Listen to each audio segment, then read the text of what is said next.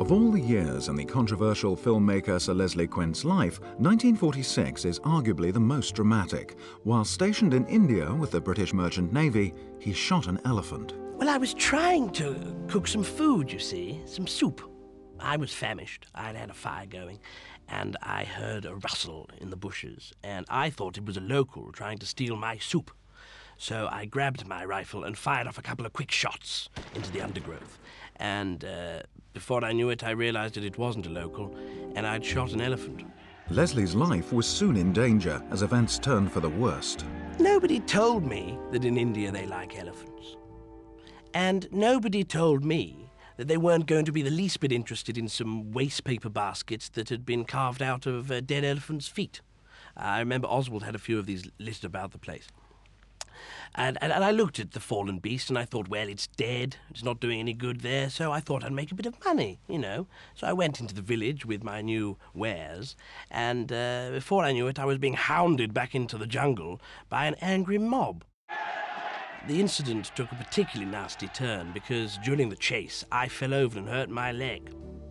With political tensions in India reaching boiling point, the Navy had no option but to relocate Leslie to Suez. I didn't want to go. The whole thing seemed like an absolute farce, but I just sensed that things would soon pick up. Once stationed in Suez, Leslie began frequenting a local bordello. There was one lady there, Sophia. She was massive. She was a Marxist, if I recall. At the time, I thought she was just being fancy.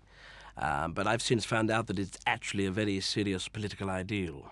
Anyway, she taught me the ways of the flesh. But she also taught me that women can be very cruel, and they can be very fun. And if you can get a combination of the two, well, you're in for quite a wild night. But the good times were not to last. Leslie was given a dishonorable discharge from the Navy in 1948. Well, I discovered a massive mine of gold ingots in a cave, and they were doing no good to anyone just lying about the place. So, quick as a flash, I set up a trade route between Suez and St. Michael's Mount in Cornwall. The Navy were a bit peeved. They mentioned smuggling, but, I mean, what is smuggling apart from just passing one thing from one place to another place and bypassing the odd tariff and not telling anyone about it? It was time for Leslie to come home, but home had changed. Everyone was so glum, what with the war and the beans and the ham in the tin. So I decided to jazz it up.